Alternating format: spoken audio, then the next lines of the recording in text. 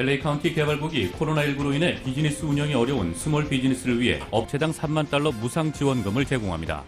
LA 한인타운에서 한인 남편이 아내에게 총격을 가해 살해하고 자신도 스스로 목숨을 끊으려다 중태에 빠진 충격적인 사건이 발생했습니다. LA 자바의 한인 의류업체 앰비언스 어페럴과 업주 노상범 씨가 오늘 돈 세탁과 통관 규정 위반 등 8개 혐의에 대해 유죄를 인정했습니다. 다음 달 3일 대통령 선거를 앞두고 660만 명이 넘는 유권자가 조기 우편 투표를 마친 것으로 나타나 유례없는 사전투표 열풍이 불고 있습니다. 코로나 팬데믹으로 인해 양로원이나 어시스트 리빙 시설 등 롱텀 케어 시설에 거주하는 노인들의 투표 참여가 더욱더 어려워졌습니다. 오는 15일 열릴 예정이던 트럼프 대통령과 조 바이든 민주당 대선 후보 간 2차 대선 TV 토론이 결국 무산됐습니다. 신종 코로나 바이러스 감염증에 걸린 트럼프 대통령이 내일부터 공개 행사를 재개한다고 밝혔습니다. 코로나19 확진 판정으로 병원 치료를 받은 뒤 백악관에 머무는 트럼프 대통령이 라디오 방송에 출연해 라디오 유세전을 펼쳤습니다. 민주당 바이든 후보는 애리조나에 이어 네바다까지 활발한 장외 유세를 벌이며 총력을 기울이고 있습니다. 정부가 트럼프 대통령에게 투여한 것과 비슷한 신종 코로나 바이러스 감염증 항체 치료제를 대량으로 확보할 계획인 것으로 나타났습니다. 3급으로 세력이 강화된 허리케인 델타가 오늘 밤 루이지애나주 남서쪽을 휩쓸고 지나갈 것으로 예상돼 주민들이 대비에 나섰습니다. 뉴욕 증시에서 주요 지수는 미국의 부양책 타결에 대한 기대로 상승으로 마감했습니다. LA 지역 내일 곳에 따라 약간 구름 낀 가운데 LA 지역의 내일 낮 최고 기온 75도, 밤 최저 기온 62도입니다. 이상은 이 시간 주요 뉴스입니다. 애청자 여러분 안녕하십니까? 조희정입니다. 안녕하십니까? 이균우입니다. 2020년 10월 9일 금요일 라디오 서울 이브닝 뉴스 1부입니다.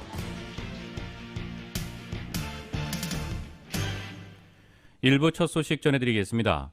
LA 카운티 개발국이 코로나19로 인해 비즈니스 운영이 어려운 스몰 비즈니스를 위해 업체당 3만 달러 무상 지원금을 제공합니다. 신청 접수는 오늘부터 시작됐습니다. 정현호 기자입니다. LA 카운티 개발국이 코로나19로 비즈니스 오픈이 어려운 카운티 내 스몰 비즈니스 업체들을 대상으로 무상 지원금을 제공하기로 하고 9일부터 오는 16일 정오까지 일주일 동안 신청자 접수를 받습니다. 자격 대상은 코로나19로 직접적인 피해를 입은 LA 카운티 내 업소들로 음식을 서브하지 않는 브루어리와 와이너리, 미니어처 골프팍, 카트 레이싱 센터, 태닝 살롱 등이 주요 대상입니다. 가주정부 기준으로는 비즈니스 영업이 허용되지만 LA 카운티 보건국 지침에 따라 지난 9월 4일 기준으로 여전히 비즈니스 운영이 중단된 업체들이 대상입니다. 직원 100명 이하, 지난 3년 동안 연매출 1,000만 달러 이하의 업체들이 대상입니다.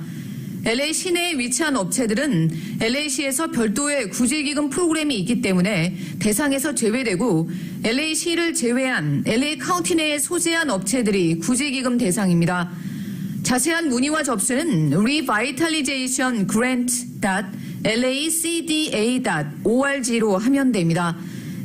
LA 카운티 개발국은 추첨을 통해 수혜자를 선정하며 추첨은 오는 20일 오전 9시 해당 웹사이트에서 실황 중계됩니다. 업체당 3만 달러의 무상 지원금을 받게 되며 이 지원금은 종업원 월급과 비즈니스 운영 비용으로 지출해야 합니다. 라디오 서울 뉴스 정현호입니다. 올해 코로나 팬데믹으로 인해 양로원이나 어시스티드 리빙 시설 등 롱텀 케어 시설에 거주하는 노인들의 투표 참여를 어렵게 만들고 있습니다. 종전에는 양로원에 거주하는 노인들이 가족들의 도움으로 투표용지를 작성하는 경우가 많았는데 코로나 팬데믹 속에 가족 면회는 금지되면서 이도 여의치 않게 된 상황입니다. 과거에는 양로원 내에 임시 투표소가 설치되곤 했는데 올해는 코로나 바이러스 우려로 양로원 내에 임시 투표소 설치가 이루어지지 않습니다. 양로시설에 거주하는 노인들은 면역력이 약해 양로원 안에 갇히다시피 한 상황이라 이번 대선에서 일반 투표센터를 이용할 수도 없는 상황입니다. 지난 2016년 대선에서 65세 이상의 투표율은 71%로 18세와 29세 사이의 투표율인 46%보다 25% 더 높았지만 이번에는 노인 유권자들의 투표가 어려워진 상황입니다. 가주보건당국에서는 지난 5일 모든 양로기관에 노인들의 투표를 도울 의무가 있다고 서신을 보냈습니다. 양로시설 측에서는 간병인들이 팬데믹 기간 동안 양로원 거주 노인들의 투표를 도울 수 있는 방안을 검토해 줄 것을 가주보건국에 요청했지만 거절당했습니다. 케어센터 측은 가주 선거당국과 함께 줌 웨비나를 개최해 어떻게 양로원 거주 노인들의 투표를 진행할지 확인하고 보건당국의 계획 수립을 촉구했습니다. 이런 논란 속에서 당국은 뚜렷한 대안이 없으며 책임을 전가하는 모습만 보이고 있습니다. LA 한인타운에서 한인 남편이 아내에게 총격을 가해 살해하고 자신도 스스로 목숨을 끊으려다 중태에 빠진 충격적인 사건이 발생했습니다. LA 경찰국은 어제 오후 한인타운 8가 인근 카탈리나 선상의 한 아파트 건물에서 총격이 발생했다는 신고를 받고 출동해 총상을 입은 남녀 2명을 발견했다고 밝혔습니다. 두 사람은 현장에 출동한 구급대원들에 의해 인근 병원으로 긴급 이송됐으나 여성은 결국 사망했고 남성은 중태라고 경찰은 전했습니다. 경찰은 이날 한인타운 총격 사건의 당사자들은 한인 부부로 남편은 65세, 아내는 51세라고 밝히고 한인 남편이 아내를 총으로 쏜 뒤 자신도 스스로 목숨을 끊으려 한 것 같다고 전했습니다. 경찰은 이들 부부의 신원은 이날 밤까지 공개하지 않았습니다. 사건이 발생한 아파트는 카탈리나 선상 8가와 제임스 우드 사이에 위치한 3층 아파트로 한인들도 많이 거주하고 있는 지역이어서 주민들이 이번 사건에 충격을 받은 모습입니다. 이날 사건 발생 후 LAPD 수사관들과 경관들이 대거 출동해 현장을 차단하고 조사를 벌인 가운데 한인 등 많은 주민들이 근처에 나와 우려스러운 모습으로 사건 현장을 지켜봤습니다. 한편 경찰이 이번 사건의 원인과 동기를 수사하고 있는 가운데 정신건강 전문가들은 코로나19 확산 사태가 장기화되고 있는 상황에서 이른바 코로나 블루로 인한 극단적 선택이 증가할 수 있어 주의를 해야 한다고 전했습니다. LA 자바의 한인 의류 업체 앰비언스 어페럴과 업주 노상범 씨가 오늘 돈 세탁과 탈세, 통관 규정 위반 등의 혐의에 유죄 인정을 했습니다. 보도에 정현호 기자입니다. 한인 의류업체 앰비언스 어페럴이 9일 돈 세탁과 통관 규정 위반 등 8개 혐의에 대해서 유죄 인정을 했습니다. 앰비언스 어페럴의 업주 노상범 씨, 미국명 에드노 씨는 한 건의 탈세 혐의에 대해서 유죄를 인정했으며 선고 공판은 내년 4월 26일로 예정돼 있습니다. 연방지법 판사는 앰비언스 어페럴의 유죄 인정을 수용하고 5년간의 보호관찰과 3,500만 달러의 벌금을 국세청과 국경 세관 보호국에 납부하도록 판결했습니다.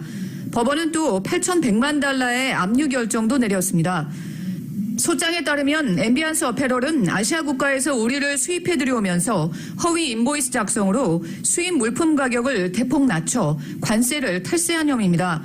노 씨의 지시를 받고 아시아 국가의 제조업체들은 2개의 인보이스를 작성했는데 하나는 원가에서 60%나 70% 정도만 반영된 낮춰진 금액으로 작성됐고 또 다른 하나는 원금액을 작성해 송금을 통해 앰비언스가 지급했습니다.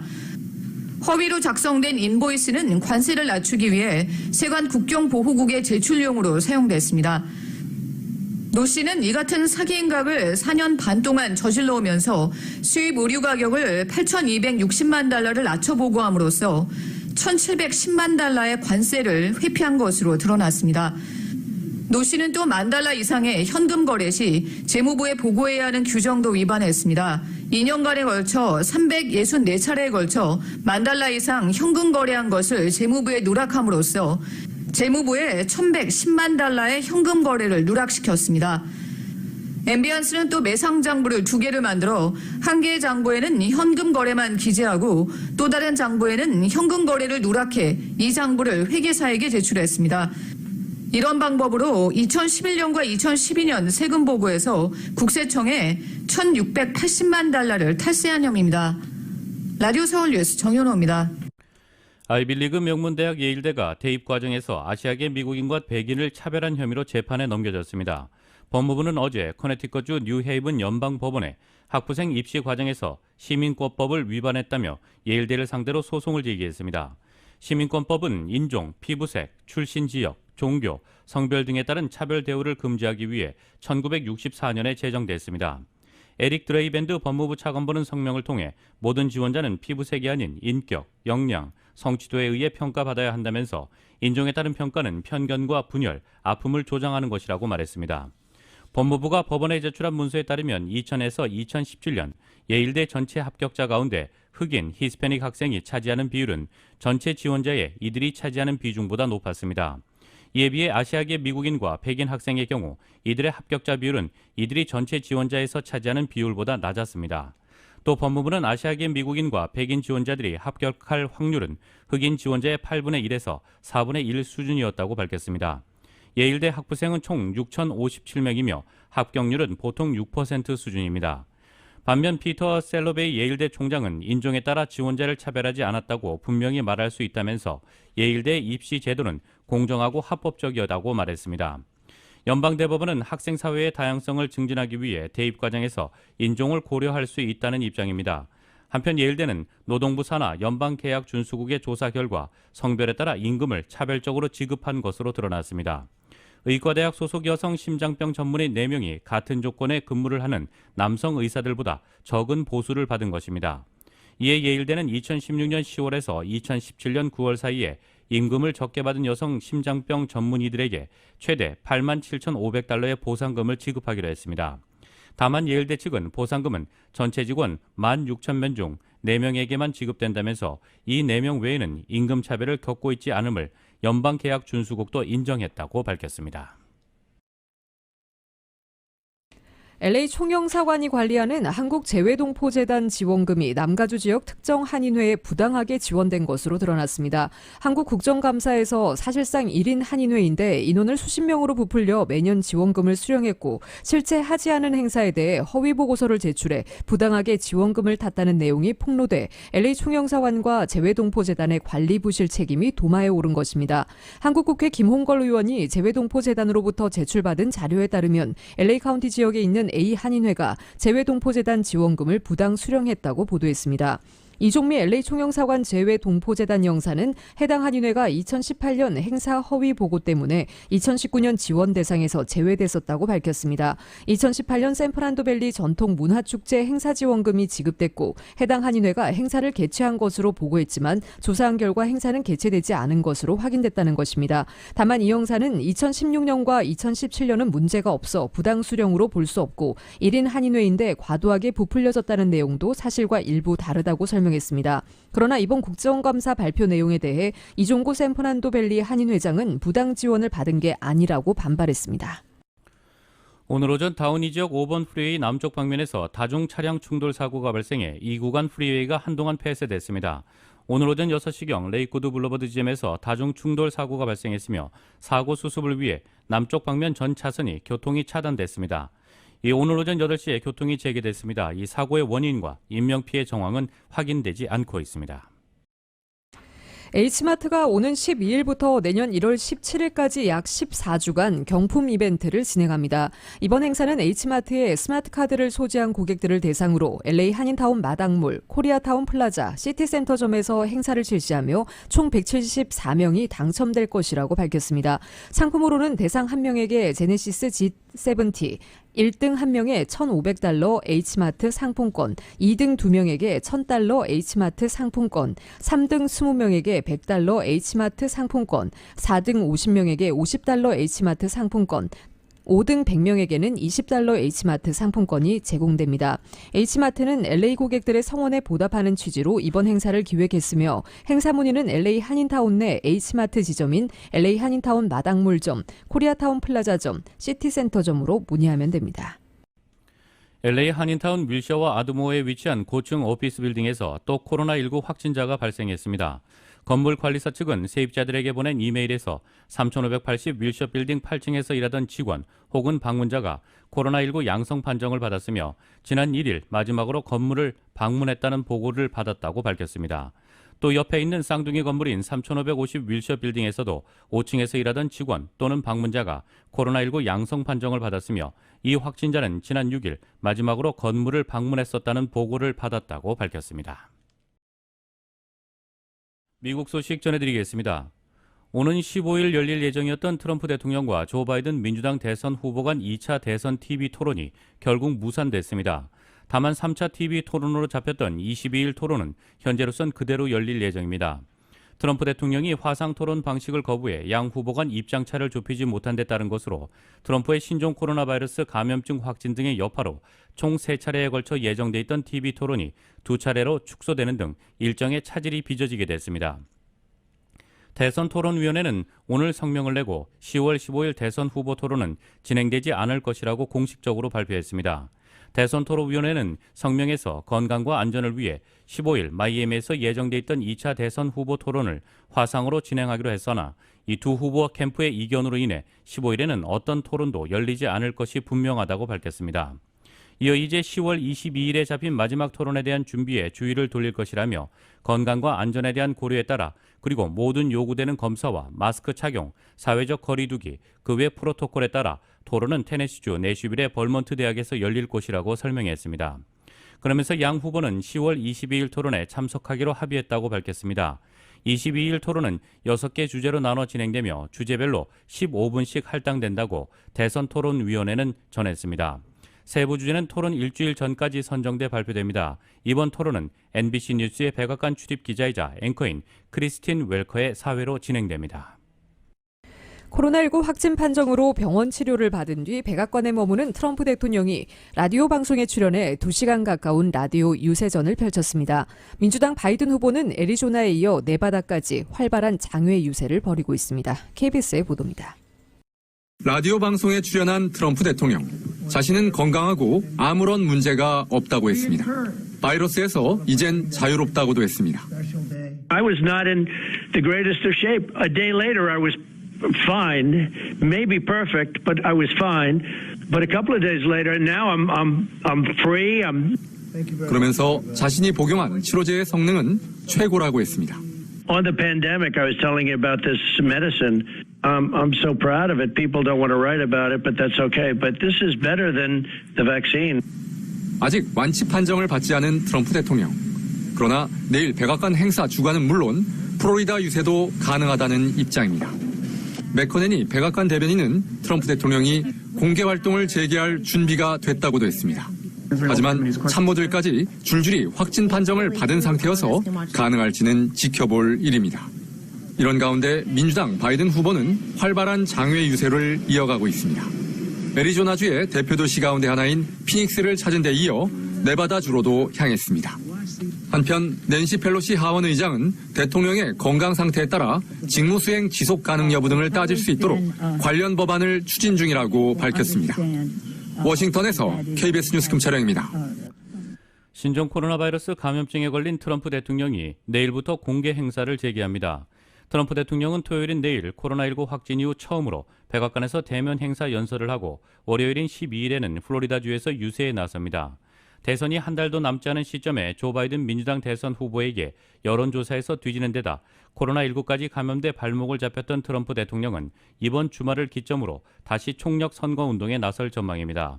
트럼프 대통령은 내일 백악관 사우스론의 군중을 불러 법과 질서를 주제로 대면 행사를 엽니다.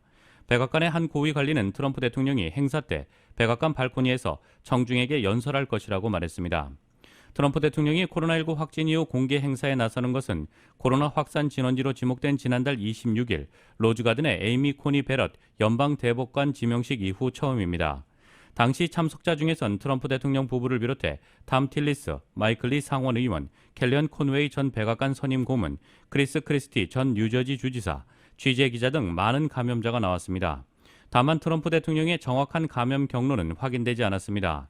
트럼프 대통령은 또 12일 오후 플로리다주에서 집회를 개최하고 연설한다고 트럼프 선거 캠프가 밝혔습니다.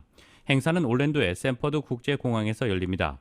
트럼프 대통령은 지난 1일 코로나19 확진 판정을 받고 2일 군 병원에 입원해 치료를 받은 뒤 5일 백악관으로 복귀했습니다. 미국 정부가 도널드 트럼프 대통령에게 투여한 것과 비슷한 신종 코로나 바이러스 감염증 항체 치료제를 대량으로 확보할 계획입니다. 미 보건복지부 고위관리는 올해 안에 코로나19 항체 치료제 100만 회분을 무료로 공급할 수 있을 전망이라고 밝혔습니다.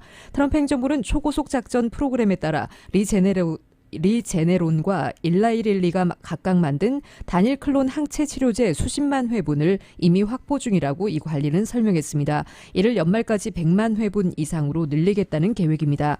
두 회사는 이러한 항체 치료제가 임상시험에서 효과를 보였다면서 최근 미식품의약국 FDA에 긴급 사용 승인을 각각 신청한 상태입니다. 세계보건기구에 보고된 전 세계 신종 코로나 바이러스 감염증 신규 확진자가 35만 명을 넘어 하루 기준 최다치를 또 경신했습니다. WHO에 따르면 지난 24시간 동안 보고된 신규 확진자는 35만 766명으로 집계됐습니다. 전날 33만 8,779명의 일일 최다 확진자 발생 기록을 하루 만에 갈아치운 것입니다. 이날 신규 확진자의 3분의 1에 육박하는 10만 9천 명이 유럽 유럽 대륙에서 나왔다고 WHO가 밝혔습니다. 마이클 라이언 WHO 긴급준비대응 사무차장은 기자회견에서 코로나19가 전 세계에서 확산 중임에도 새로운 답은 아직 없다면서 세계 인구의 다수가 여전히 이 병에 취약하다고 말했습니다. 상급으로 세력이 강화된 허리케인 델타가 오늘 밤 미국 본토에 상륙할 것으로 예상됩니다. 국립허리케인센터는 어제 오후 델타를 3등급으로 상향 조정했습니다. 다만 현재 풍속이 시속 120마일인 델타는 향후 몇 시간 내 세력이 소폭 약화해 육지에 상륙할 것으로 예보됐습니다. 델타는 특히 6주 전 더 강한 4등급 허리케인 로라가 강타했던 루이지애나주 가장 남서쪽의 캐머런 패시리를 다시 휩쓸고 지나갈 것으로 예상돼 주민들이 대비에 나선 상황입니다. 델타는 시속 150마일의 강력한 바람을 품은 로라가 때린 지점으로부터 약 25마일 떨어진 지점에 상륙할 것으로 예상됩니다. 델타의 영향으로 루이지애나주 남서부와 텍사스주에는 이미 거센 바람이 불고 있습니다. 트럼프 행정부가 신종 코로나 바이러스 감염증 충격에 대응하기 위한 경기 부양책 규모를 1조 8천억 달러로 늘려 민주당에 제시했다고 언론들이 일제히 보도했습니다. 트럼프 대통령은 오늘 극우 성향으로 알려진 러시 림보가 진행하고 있는 라디오 방송과 인터뷰에서 나는 솔직히 민주당이나 공화당이 제시한 것보다 더 큰 부양책을 원한다고 말했습니다. 이와 관련해 워싱턴 포스트는 오늘 스티븐 무누신 재무장관이 민주당 소속 낸시 펠로시 하원 의장과 30여 분간 통화를 하고 경기 부양책 규모를 기존의 1조 6천억 달러에서 1조 8천억 달러로 증액해 제안했다고 전했습니다. 정치 전문 매체 더 힐도 소식통들을 인용해 같은 내용을 보도했습니다. 더 힐에 따르면 레리 커들로 백악관 국가경제위원회 위원장은 이날 무누신 장관과 펠로시 의장의 통화 전 기자들과 만난 자리에서 트럼프 대통령이 부양책의 수정안에 동의했다고 밝혔으나 구체적인 내용에 대해서는 함구했습니다. 다만 그는 펠로시 의장과 무누신 장관이 부양책 합의를 위해 논의할 것이라고 덧붙였습니다. 도널드 트럼프 대통령의 관세 폭탄에 휘청거리던 중국의 대미 수출이 신종 코로나 바이러스 감염증 대유행을 틈타 최근 급 반등한 것으로 나타났습니다. 마스크 등 의료 방역용품은 물론 재택근무의 확대에 따른 전자장비 수요가 늘어난 덕분입니다. 월스트리트저널이 오늘 미 인구조사국 통계를 분석한 결과 지난해 중국의 대미 수출 상위 10개 품목 중 8개가 올해 1월에서 8월 수출량이 대폭 줄어든 것으로 나타났습니다.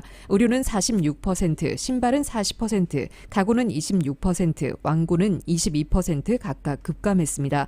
TV와 오디오 장비를 포함한 중국산 전 기기기는 작년 대미 수출 1위에 오른 효자 품목이었는데 올해는 수출량이 19%가 줄었습니다. 이들 대부분은 트럼프 행정부의 징벌적인 관세 타깃입니다. 트럼프 행정부는 중국의 대미 수출 중 4분의 3에 해당하는 3,700억 달러 상당의 제품에 관세를 부과하고 있습니다. 그럼에도 불구하고 올해 1월에서 8월 중국의 전체 대미 수출량은 단 3.6% 감소하는 데 그친 것으로 집계됐습니다. 특히 지난 7월 중국의 대미 수출은 전년 동월보다 13% 증가한 데 이어 8월에는 그 폭이 20%로 껑충 뛰었습니다. 올해 노벨 평화상 수상자는 세계 식량 계획으로 결정됐습니다. 기아 퇴치에 기여하고 특히 코로나19 사태 속에 백신이 개발되기 전 최고의 백신은 식량이라는 목표로 활발히 활동한 공로를 인정받았습니다. KBS의 보도입니다. 유엔 세계 식량 계획이 2020년 노벨 평화상 수상자로 선정됐습니다. 기아 퇴치와 분쟁 지역 평화 개선, 전쟁과 분쟁의 무기로 기아를 악용하는 것을 차단한 공로를 인정받았습니다. 노벨위원회는 특히 세계 식량 계획이 코로나19 세계적 대유행에 대응하는 인상적인 능력을 보여줬다고 평가했습니다. As the organization itself has stated, until the day we have a vaccine, food is the best vaccine against chaos. 지난해 근래 가장 많은 1억 3,500만 명이 극심한 기아에 시달리고 코로나19로 기아 희생자가 급증한 상황에서 세계 최대 인도주의 기구로서 세계 식량 계획의 활동은 빛났습니다. At the same time, while we're dealing with COVID-19 pandemic, we're also on the brink of a hunger pandemic. 세계 식량 계획은 북한에 대한 인도주의 지원도 25년 동안 이어가고 있습니다. 코로나19 상황에서는 임신부와 보육시설 어린이 등 북한 주민 54만 5천 명에게 영양과 생계 지원을 했습니다. 세계 식량 계획은 또 간접적인 대북 지원 창구 역할도 하고 있습니다. 정부는 1996년부터 지난해까지 세계 식량 계획을 통해 북한에 1,630억 원을 지원했고 올해 들어서도 지난 8월 세계 식량 계획에 북한 영유아 여성 지원 사업에 남북 협력 기금 119억 원을 공여하기로 결정했습니다.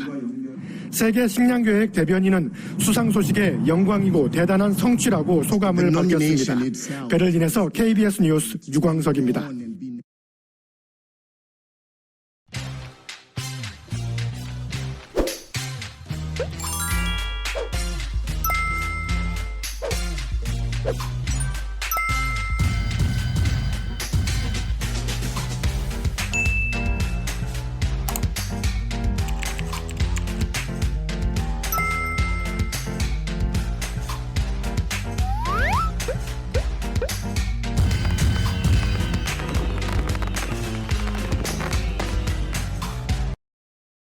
미주 한인사회 쇼핑 트렌드에 새로운 변화가 시작됩니다.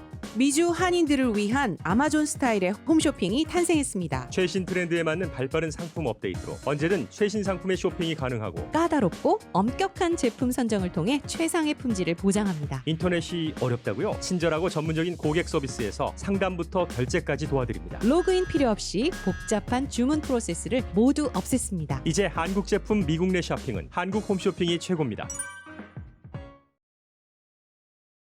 한국 소식 전해드리겠습니다. 정의당 새 대표의 김종철 전 선임 대변인이 선출됐습니다. 김종철 신임 대표는 과감한 의제 설정을 통해 선명한 진보 정당으로 거듭나겠다는 포부를 밝혔습니다. KBS의 보도입니다. 마지막까지 예측 불허였습니다. 정의당 신임 대표에 김종철 전 선임 대변인이 선출됐습니다. 배진규 후보를 제치고 결선 투표 득표율 55.57%로 당선됐습니다. 거대 양당이 만들어 놓은 의제에 대해서 평가하는 정당처럼 인식됐습니다. 이제 그런 시대는 지나갈 것입니다. 김 신임 대표는 1999년 권영길 민주노동당 대표 비서로 정계에 입문해 고 노회찬 정의당 원내대표 비서실장과 선임 대변인 등을 거쳤습니다. 선명성과 대중성의 맞대결 구도였던 이번 결선 투표 결과는 보다 선명한 진보 정당을 바라는 당원들의 의지가 반영된 것으로 보입니다. 김 신임 대표는 이번 결선 투표 과정에서 김종민 전 후보와 손을 맞잡으면서 진보 정체성 강화를 공고히 하기도 했습니다. 대표 수락 연설에서도 민주당 이중대라는 꼬리표를 거부하며 양당 구도 타파를 시사했습니다. 정의당이 내놓는 의제에 대해 자신의 입장을 내놓아야 하는 그런 시대가 올 것입니다. 양당은 긴장하기 바랍니다. 중대재해기업처벌법, 보편적 차별금지법에 이어 기본자산제, 소득세 인상을 통한 재분배, 국토균형 발전 등 의제 선점도 약속했습니다. 삶을 근본적으로 바꾸는 새로운 의제들을 발굴하고 이를 관철시켜 낼 것입니다. 노회찬, 심상정을 이을 새 인물 찾기를 다짐해온 정의당.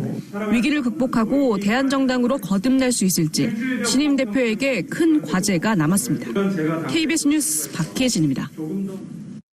지난 7월 구속된 이동재 전 채널A 기자가 의혹의 핵심인 검언 유착 프레임이 깨졌다며 재판부에 보석을 청구했습니다. 선처를 호소하는 지인들의 탄원서도 함께 제출된 것으로 확인됐는데요. 1심 재판이 한창 진행되는 가운데 나오는 재판부의 첫 판단인 셈이어서 어떤 결정을 내릴지 관심이 쏠립니다. YTN의 보도입니다. 이동재 전 채널A 기자가 검언 유착 의혹에 연루돼 구속된 건 지난 7월입니다.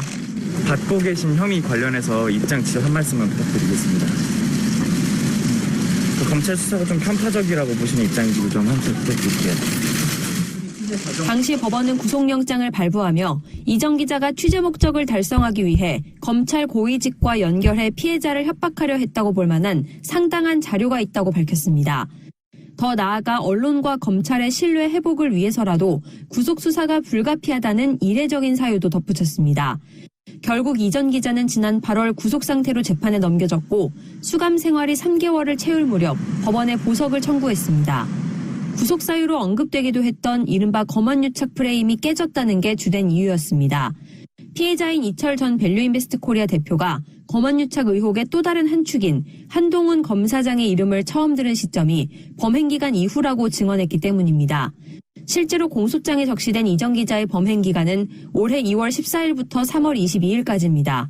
그러나 이 전 대표는 증인신문에서 그보다 뒤인 3월 25일에서야 비로소 한 검사장의 이름을 듣게 됐다고 증언했습니다.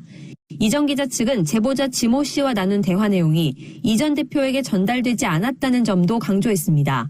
구체적인 해악의 고지가 쟁점인 상황에서 이 전 대표가 공소장에 적시된 이전 기자의 구체적 발언을 들은 적이 없다고 증언한 겁니다. 변호인은 관련 의혹을 폭로한 제보자 지 씨가 증인신문에 응하지 않고 있는 상황에서 왜 이전 기자만 구속수감을 감내해야 하는지도 모르겠다고 주장했습니다. 이전 기자 측은 선처를 호소하는 가족과 채널A 직원, 동료 기자 등 90여 명의 탄원서도 제출했습니다. 재판부는 보석신문 등을 통해 검찰과 변호인 측 의견을 직접 들은 뒤 보석 여부를 결정할 예정입니다. 여권 인사를 겨냥한 검찰과 언론의 유착인지 아니면 검찰을 길들이려는 정치권과 언론의 유착인지 여전히 여론의 시각이 극명하게 엇갈리는 가운데 이전 기자의 보석 청구를 두고 재판부가 어떤 판단을 내릴지 관심이 커지고 있습니다. YTN 강희경입니다. 국민의힘 김종인 비상대책위원장이 꺼내든 노동법 개정 카드가 여야 간의 새로운 쟁점으로 떠올랐습니다. 공정경제 3법에 찬성하며 여당의 재벌개혁에 힘을 실어줬던 김 위원장이 이번에는 노동개혁을 주장한 겁니다. YTN의 보도입니다. 공정경제 3법에 찬성표를 던졌던 국민의힘 김종인 비상대책위원장. 정부와 여당의 재벌개혁 정책에 손을 들어주는 듯 하더니 곧바로 노동법 개정 카드를 꺼내들었습니다. 법을 개정해서 해고와 임금 유연화를 명문화하겠다는 겁니다. 김 위원장은 코로나19로 경제 전반의 변화가 불가피하다며 새로운 노사관계가 정립돼야 한다고 강조했습니다. 막연하게 제의한 게 아니에요. 구체적으로 그걸 하지 않을 것 같으면은 지금 정부가 내세운 한국식 무슨 뉴딜이라는 거 이것도 성공할 수가 없다고. 노동 유연성을 법으로 못 박는 건 보수 정권의 수건 사업이었습니다. 지난 2015년 당시 새누리당은 노동개혁 5대 입법을 추진했지만 불발됐고 결국 이듬해 이른바 양대 지침을 마련해 성과가 낮은 직원에 대한 일반 해고를 허용하고 근로자에게 불리한 취업 규칙을 도입할 때 노조의 동의를 받지 않아도 되도록 했습니다. 문재인 정부는 출범하자마자 이 지침들을 백지화했습니다. 때문에 더불어민주당은 김 위원장의 노동법 개정 요구도 절대 받아들일 수 없다는 입장입니다. 코로나로 인해 취약계층이 더 큰 피해를 보았고 양극화는 더욱 심각해졌습니다.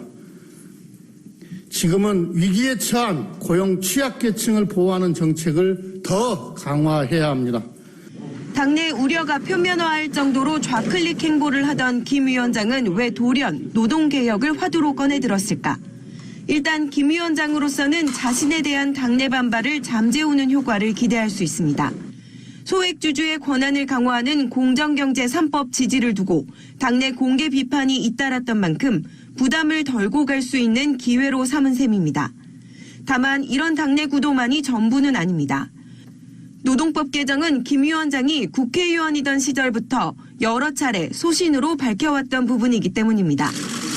지난 2016년 민주당 비상대책위원회 대표를 맡았을 당시 양대 노총을 찾아가 경제 발목을 잡지 말라고 공개적으로 말하기도 했습니다. 충분히 잦으니까 노사관계가 굉장히 긴장이 되고 있고 그것이 한국 경제의 하나의 발목을 잡는 그런 형태를 펼쳐지고 있기 때문에 국민의힘이 재벌개혁과 노동개혁 법안을 패키지로 처리할 가능성이 높아진 가운데 이번 정기국회 안에 공정경제 3법을 처리하겠다던 민주당의 행보에도 제동이 걸렸습니다. YTN 염혜원입니다.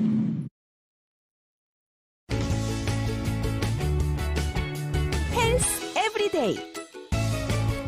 복부, 즉 배에 생기는 통증은 대수롭지 않게 넘기기 쉽습니다. 평소 소화력이 약한 사람은 이를 일상의 일부로 여기기도 합니다. 하지만 그냥 넘기지 말아야 할 복통 증상들이 있습니다. 건강상 심각한 문제가 있다는 신호일 수 있기 때문입니다. 헬스라인.com 등의 자료를 토대로 전문의의 도움을 필요로 하는 복통 증세를 알아봅니다. 첫 번째, 메스꺼움, 구토가 동반된 통증입니다. 속이 메스껍거나 구토 증상이 동반된 복통은 장폐색이나 위장염, 신장결 파열된 난소 낭종, 궤양, 심장마비 등이 원인일 수 있습니다. 하루 이틀 정도에 그친다면 과식이나 식중독 등으로 인해 나타나는 증상일 확률이 높지만 이보다 오래 지속된다면 병원을 찾아야겠습니다. 두 번째, 갑작스럽고 격렬한 통증입니다. 느닷없이 강렬한 복통이 나타날 때에도 병원을 찾아야 합니다. 특히 특정한 부위에 한정돼 통증이 심하게 나타나고 몸을 구부리거나 아픈 부위를 눌렀을 때 숨을 쉬기 어려울 정도로 아프다면 반드시 전문가의 도움을 받아야 합니다. 이는 담석증이나 신장결석, 맹장염 등이 원인일 수 있습니다. 궤양, 췌장염, 담관 폐색 등도 갑작스러운 통증을 일으킬 수 있습니다. 이런 질환들은 매우 강렬한 통증을 일으키지만 쉽게 사라지지 않는다는 점에서 더 고통스럽습니다. 세 번째, 3개월 이상 지속되는 통증입니다. 만성적으로 복통이 나타나는 사람들이 있습니다. 3개월 이상 꾸준히 배가 아프거나 통증이 되풀이된다면 만성 복통입니다. 이 같은 복통은 설사나 변비, 음식 섭취 시 심해지는 통증, 복부 팽만감 등을 동반하는 경향이 있습니다. 과민성 대장증후군이 흔한 원인인데 그 밖에도 유당불내증이 있거나 위마비처럼 보다 심각한 질환이 있을 수도 있습니다. 위마비는 주로 제2형 당뇨병의 합병증으로 나타납니다. 3개월 이상 배가 계속 아프다면 위장 전문의를 만나 염증성 장질환이나 셀리아병과 같은 질환이 없는지, 셀리악병과 같은 질환이 없는지 살펴보고 이런 질환이 없다면 또 다른 원인은 없는지 검사받아야 합니다. 네 번째, 체중 감소가 동반된 통증입니다. 다이어트를 하지 않는데 체중이 줄어든다면 이 역시 질병이 있다는 신호일 수도 있습니다. 의도하지 않게 나날이 체중이 줄어들고 배까지 아프다면 더욱 주의해야 합니다. 만성 췌장염, 크론병, 암 등의 경고일 수 있으니 병원 검진을 받도록 합니다. 마지막 5번째, 혈변과 함께 나타나는 통증도 병원 검진과 함께 전문의의 도움이 필요하겠습니다.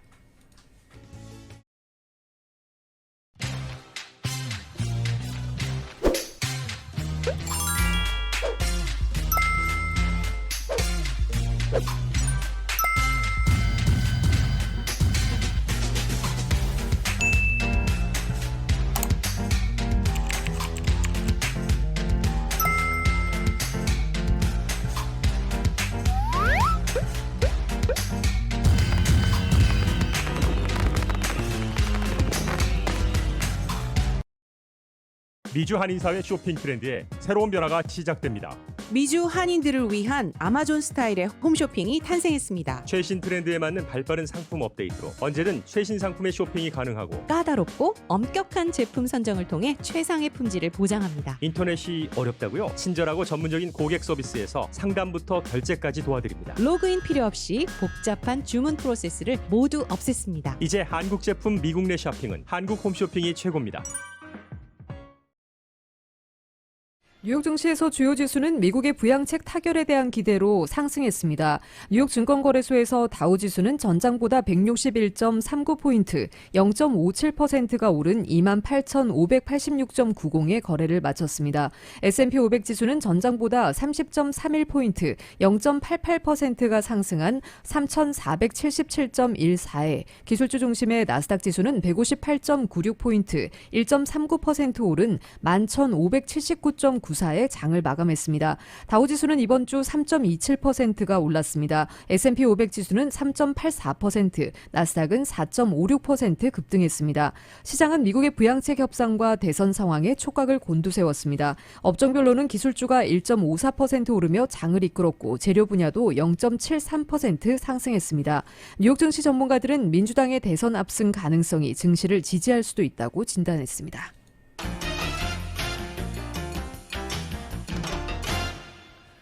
국제유가는 공급 위축 우려가 일부 해소된 데 힘입어 하락했습니다. 뉴욕 상업거래소에서 11월 인도분 서부 텍사스산 원유는 배럴당 1.4% 내린 40.60달러의 장을 마감했습니다. 런던 ICE 선물거래소의 12월 브렌트유도 현재 배럴당 1.4% 떨어진 42.72달러에 거래되고 있습니다. 노르웨이 석유업계 노동자들이 열흘간의 파업 끝에 이날 임금 협상을 타결했다는 소식이 유가를 끌어내린 것으로 분석되고 있습니다. 다만 미국 멕시코만 일대 원유 생산 시설은 허리케인 델타의 상륙을 앞두고 92%가 가동 중단된 상태입니다. 노르웨이 파업과 허리케인의 여파로 이날 하락에도 불구하고 주간 서부 텍사스산 원유 가격 상승률은 10%에 육박했습니다. 국제 금값은 달러와 약세와 미국의 추가 경기 부양 논의 재개 덕분에 상승했습니다. 뉴욕 상품거래소에서 12월 인도분 금은 온스당 1.6% 상승한 1926.20달러에 거래를 마쳤습니다. 마이크로소프트가 신종 코로나 바이러스 감염증 사태가 끝난 뒤에도 직원들이 근무 시간의 절반 정도는 재택근무를 하도록 허용하기로 했습니다. 보도에 따르면 마이크로소프트는 최근 직원들에게 사무실로 복귀해도 안전한 때가 된 뒤에도 재택근무를 할 수 있도록 더 많은 융통성을 주겠다고 통지했습니다. 새 지침에 따르면 모든 마이크로소프트 직원은 근무 시간의 절반 미만 범위에서 재택근무를 할 수 있습니다. 또 직원들은 부서장에게 풀타임으로 재택근무를 하도록 승인해 줄 것을 요청할 수 있고 급여를 조정하는 조건으로 다른 지역으로 이사할 수도 있습니다. 다만 데이터 센터 관리직 같은 일부 직무는 계속해서 일터로 출근해야 합니다.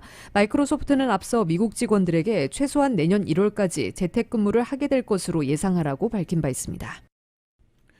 신종 코로나 바이러스 감염증 대유행 사태 속에서 개인용 컴퓨터 시장이 아닌 PC가 때 아닌 특수를 누리고 있습니다. 이 CNBC 방송은 테크놀로지 분석 회사 카날리스를 인용해 올해 3분기 컴퓨터 제조사들이 총 7,920만 대의 PC를 출하했다고 보도했습니다. 이는 전년 동기보다 12.7% 급증한 것으로 최근 10년 동안 가장 급격한 증가폭이라고 카날리스는 밝혔습니다. 스마트폰과 태블릿 사용도가 갈수록 높아지는 현 추세에서 돌연 PC 시장이 황금기를 맞은 것은 코로나19 사태로 기업 재택근무와 학교 원격 수업이 전 세계적으로 확산한 덕분으로 분석되고 있습니다.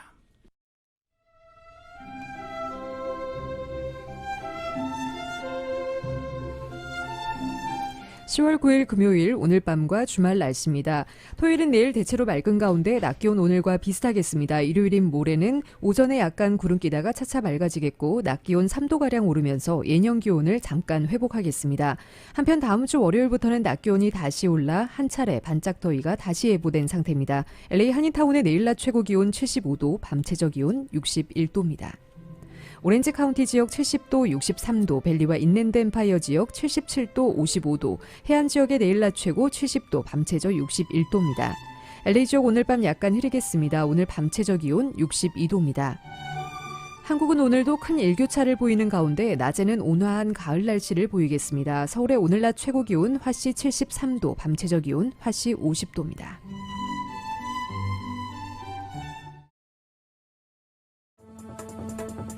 이상으로 2020년 10월 9일 금요일 라디오 서울 이브닝 뉴스 1부 2부 마칩니다. 지금까지 진행의 이균호, 조희정이었습니다. 즐거운 주말 보내시기 바랍니다. 고맙습니다.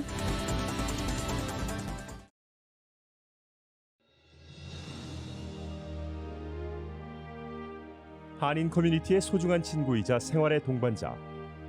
라디오 서울이 개국 28주년을 맞았습니다. 1903년 한인들이 하와이에 첫 발을 내디딘 이래로 미주 한인 커뮤니티는 지금껏 쉼없이 성장해 왔습니다. 부딪히고 좌절하고 힘겨울 때 우리에게 가장 큰 힘이 되어준 것은 서로를 향한 격려와 응원이었습니다. 한인 커뮤니티와 더불어 성장한 라디오 서울. 라디오 서울의 28년은 우리의 이민 역사와 맥을 같이 합니다.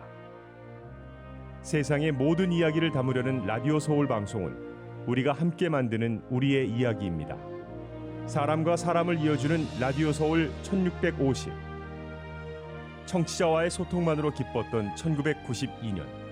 그리고 28년이 지난 지금 라디오 서울은 멀티미디어 그룹으로 거듭났습니다.